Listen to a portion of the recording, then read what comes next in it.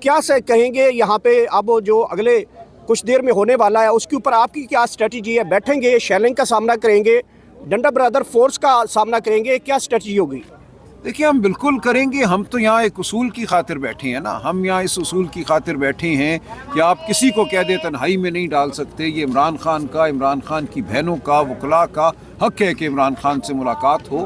جو یہ ہمیں روکا جا رہا ہے، آگے بیریئر ہے، اس کے پیچھے پولیس ہے، وینیں ہیں، ادھر آپ نے بتایا کنٹینر کھڑے ہیں، ڈنڈا بردار فورس ہے، شیلوں کی تیاری ہو رہی ہے. تو ہم تو یہاں نہتے بیٹھے ہیں، پرامن بیٹھے ہیں، لیکن ہم اپنے حق کا اظہار کرتے رہیں گے، حق مانگتے رہیں گے. انہوں نے ہم پہ حملہ کرنا ہے، ہمیں مارنا ہے، تمہارے ہم ایک اصول کے لیے بیٹھے ہیں. ہم یہاں کوئی جنگ کرنے نہیں بیٹھے، ہم کوئی جتھا نہیں ہیں، ہم پرامن لوگ ہیں، ہم اصول کی بات کرنے والے لوگ ہیں، ہم گفتگو کرنے والے لوگ ہیں. اس کے علاوہ ہم کیا کہہ سکتے ہیں؟ سمجھتے ہیں کہ آپ کارکنان کو پرامن جو ہے احتجاج ختم کر دیں تاکہ لوگوں کو ان کی زندگیاں بچ جائیں. آپ کے اس کے اوپر موقف رکھتے ہیں؟ دیکھیے بہنیں یہاں بیٹھی ہوئی ہیں، ہم بطور بھائی بہنوں کے ساتھ یہاں بیٹھے ہیں. بہنوں کے ساتھ پہلے بھی یہاں بدسلوکی ہوئی ہے، ان پہ ہاتھ اٹھایا گیا ہے. تو بھائی کیسے بہنوں کو چھوڑ کر جا سکتے ہیں؟ جب تک بہنیں یہاں بیٹھی ہیں ہم ان کے ساتھ کھڑے ہیں.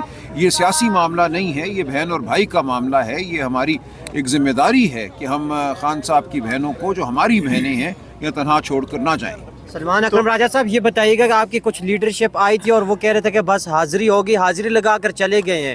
تو کیا وہ یہاں پر جب تک خان صاحب کی بہنیں بیٹھی رہیں گی تب تک یہاں پہ بیٹھے رہیں گے، یا صبح ہوگی پھر یہاں سے جائیں گے؟ تو یہ تو پھر رات گئی بات گئی والا بات ہے. کوئی فیوچر پلان کیا ہے سر؟ دیکھیے فیوچر پلان کیا ہوتا ہے؟ جو جتنی دیر بیٹھ سکتا ہے، جو جس میں جتنی ہمت ہے وہ کرے گا اپنی ہمت کے مطابق. ہم کسی کو برا بھی نہیں کہتے.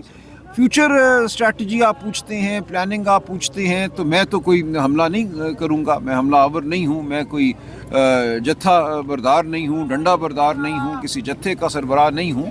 ہم یہاں ایک پروکار جو احتجاج ہے وہ کرتے رہیں گے.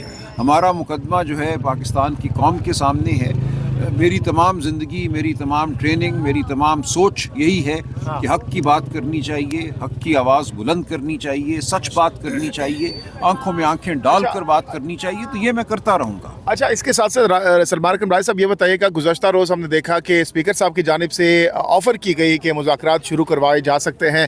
تو آپ کو لگ رہا ہے کہ محمود خان اچکزئی کو، جن کو عمران خان نے یہ مینڈیٹ دیا ہے کہ وہ بات کر سکتے ہیں، پی ٹی آئی کے بہاف پر کوئی بھی فیصلہ بھی کر سکتے ہیں، تو یہ جو اس وقت صورتحال ہے برف پگھلتی ہوئی نظر آ رہی ہے، آنے والے دنوں میں عمران خان کی رہائی کی طرف کوئی چیزیں جا سکتی ہیں، راستہ نکل سکتا ہے؟ دیکھیے پیشن گوئی کرنے کی کیا ضرورت ہے؟ ہم دیکھیں گے. خان صاحب نے، عمران خان صاحب نے اچکزئی صاحب، علامہ ناصر صاحب کو اس حوالے سے مجاز بنایا ہے. وہ لائے عمل بھی طے کر سکتے ہیں، وہ جو مناسب سمجھیں گے وہ کر سکتے ہیں، گفتگو بھی کر سکتے ہیں. تو یہ ہم ان پہ چھوڑتے ہیں. کیا نظام میں کوئی سنجیدگی ہے معاملات کو حل کرنے کی، یا کیا نظام طاقت کے نشے میں چور ہے؟ نظام یہ سمجھتا ہے کہ بربریت سے، ڈنڈے سے، شیل سے پاکستان میں جمہوریت کو ختم کیا جا سکتا ہے. یہ ان کی خام خیالی ہے.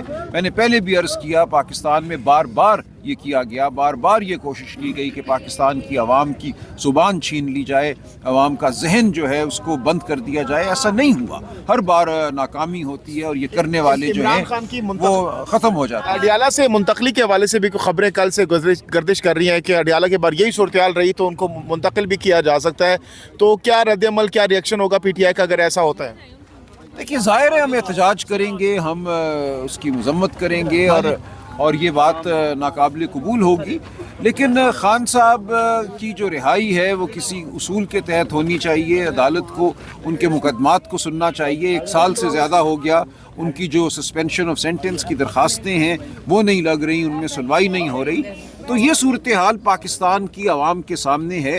آپ کے ذریعے یہ صورتحال عوام کے سامنے ہم رکھتے رہیں. سر یہ بتائیے گا کہ تحریک انصاف مزاحمت سے اب ایک ہاتھ جو ہے وہ پیچھے آ گئی ہے. جس طریقے سے لاسٹ ٹائم آپ لوگوں نے پریس کانفرنس کی کے پی ہاؤس میں، اس کے بعد سہیل افریدی کی تقریر بھی بڑی سینسیبل تقریر. کیا پھر اب آپ لوگ مفاہمت پہ یقین رکھتے ہیں کہ مفاہمت سے ہی خان صاحب کی رہائی ممکن ہوگی؟ नहीं, देखिए हम किसी बैक फुट पे नहीं गए, ये आपकी गलत सोच है कि हम बैक फुट पे गए हैं। और ये भी मुझे नहीं पता कि मज़ाहमत से आपके जहन में क्या है कि हम कोई डंडे मारें, हम पत्थर मारें, ये मज़ाहमत है।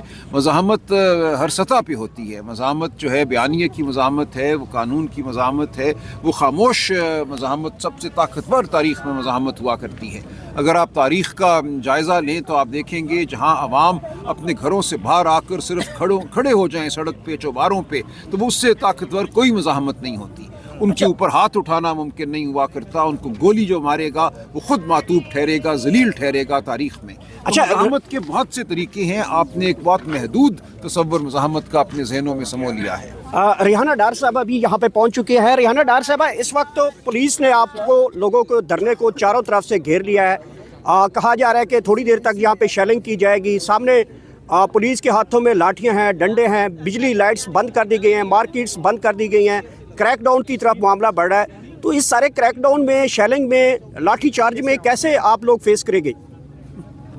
आगे भी फेस किया, अब भी वक्त बना तो फेस करेंगे। मगर ये क्यों, वाई? मैं कहती हूँ कि जब इमरान खान की हुकूमत थी धरने नहीं हुए थे। मेरा सवाल आपसे है, गोलियाँ चली थी, यहाँ अंधेरा किया था, यहाँ के शेलिंग की थी, आप बताएं। मरजम नवाज भी आए,